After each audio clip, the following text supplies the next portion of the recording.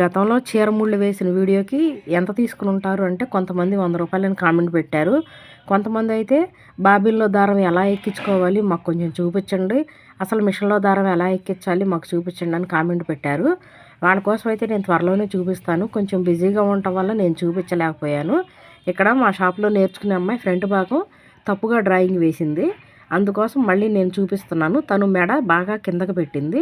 అందుకోసం తనకు మళ్ళీ వివరించి అలా వేయకూడదు డ్రాయింగ్ అని చెప్పి నేను చూపిస్తున్నాను. ఇదిగోండి మెడ. తను కనీసం 3 అంగుళాల కిందకి పెట్టింది. కింద డ్రాయింగ్ తను వేసింది. పై డ్రాయింగ్ నేను వేసి చూపిస్తున్నాను. అలా పెట్టకూడదు, గూళ్ళు జారిపోతాయి మెడ పెద్దదైతే అని.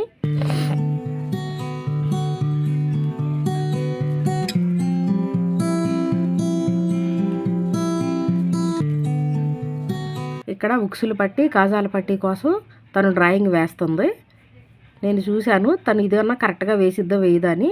అది కూడా తప్పే వేసింది.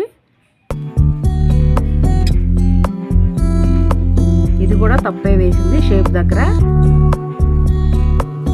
ఇక్కడ నేను చూపిస్తున్నాను.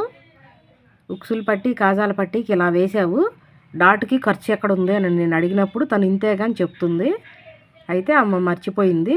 అందుకోసం మళ్ళీ నేను చెప్పాను. నేనైతే నా దగ్గర నేర్చుకునే వాళ్ళు అసలు విసుక్కోను, వివరంగా చెప్తాను.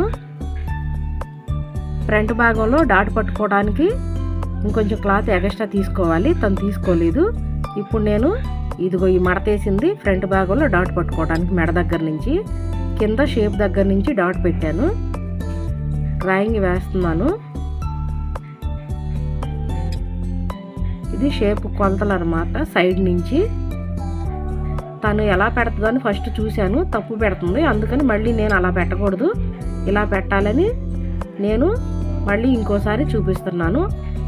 గతంలో అంతకుముందు ఆవిడ చాలా జాకెట్లు కట్ చేసింది, కానీ కొలతలు కొంచెం తప్పుగా పెట్టేసరికి మళ్ళీ అలా పెట్టకూడదని నేను ఇలా బ్లౌజు ఫ్రంట్ భాగం కట్ చేసి చూపించాను. నా వీడియో నచ్చితే లైక్ చేయండి, షేర్ చేయండి, సబ్స్క్రైబ్ చేసుకోండి.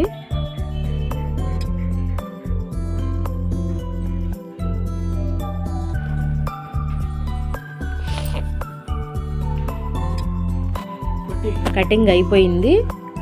ఘాట్లు వేసేస్తున్నాను. ఘాట్లు వేయటం వల్ల కుట్టేటప్పుడు చాలా ఈజీగా ఉంటుంది.